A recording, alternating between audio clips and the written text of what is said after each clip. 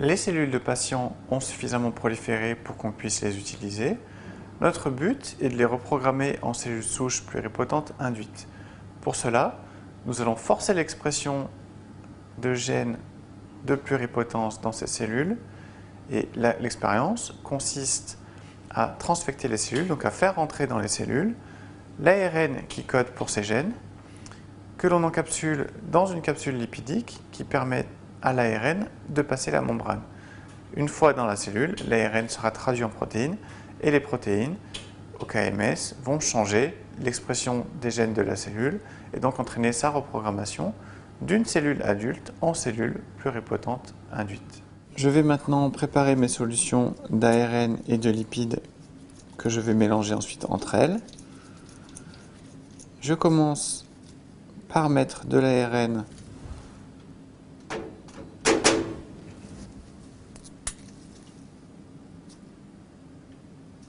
dans du milieu de culture.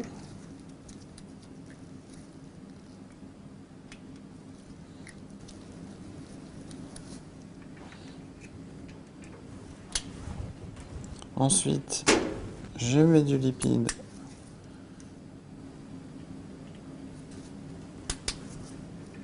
dans du milieu de culture également.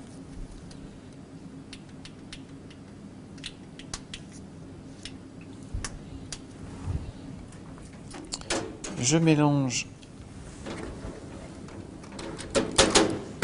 les deux solutions.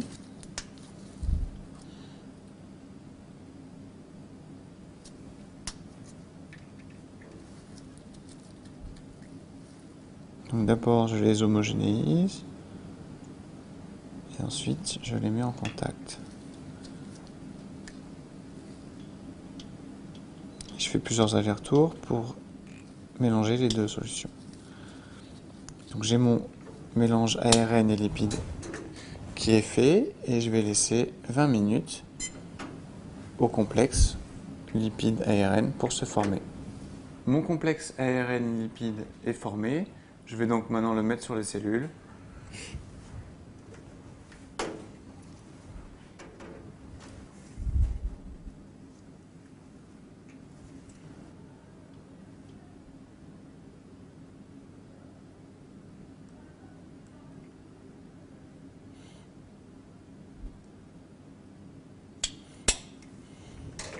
Voilà. Et donc je vais maintenant mettre mes cellules dans l'incubateur pour les laisser se transfecter.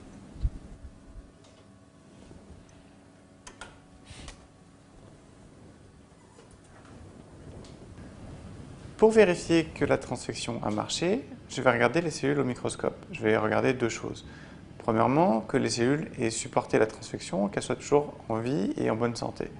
Deuxièmement, comme dans le complexe qu'on a transfecté dans les cellules, on a mis les 4 facteurs de transcription, donc au KMS, mais également la protéine GFP qui est fluorescente, on peut regarder en fluorescence sur les cellules vivantes si elles sont vertes ou pas. Si elles sont vertes, ça veut dire qu'elles ont bien été transfectées.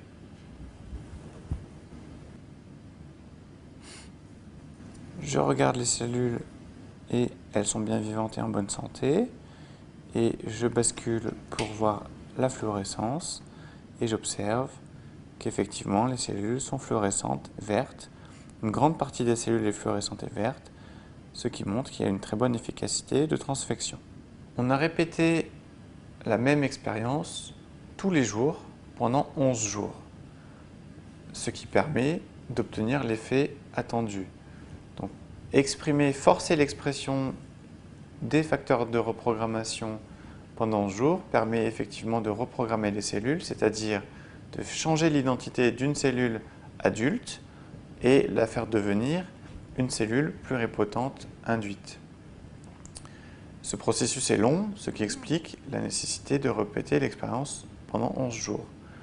Visuellement, après les transfections, donc après l'introduction des ARN dans les cellules, on peut observer l'émergence de colonies de cellules qui sont caractéristiques des cellules souches pluripotentes induites.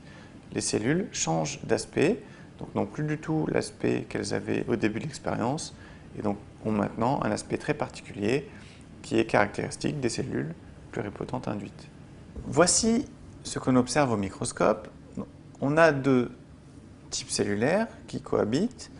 Un premier type cellulaire qui correspond aux cellules du patient, qui sont toujours dans leur état normal, et un type cellulaire groupé en colonies, on appelle ça une colonie, c'est un amas de cellules extrêmement denses et jointives les unes avec les autres. Et on voit bien qu'il y a bien deux zones différentes, puisque là, cette zone est complètement remplie de cellules, alors que cette zone-là n'est pas en continuité avec la colonie de cellules.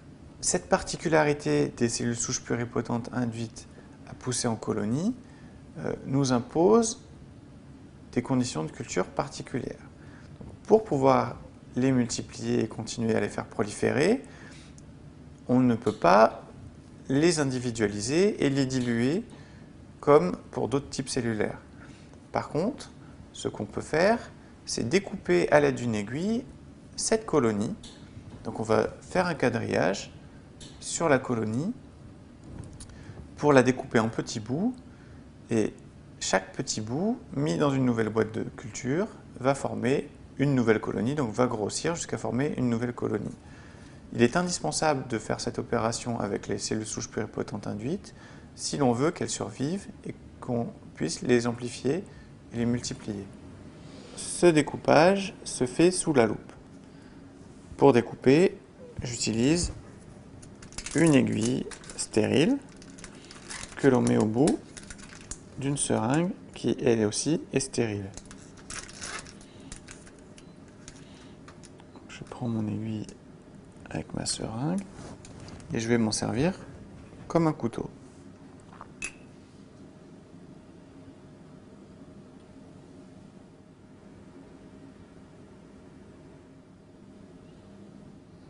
Donc dans un sens, et puis ensuite je coupe perpendiculaire pour faire des petits carrés. Une fois que j'ai découpé ma colonie en petits bouts, je vais la récupérer avec un cône.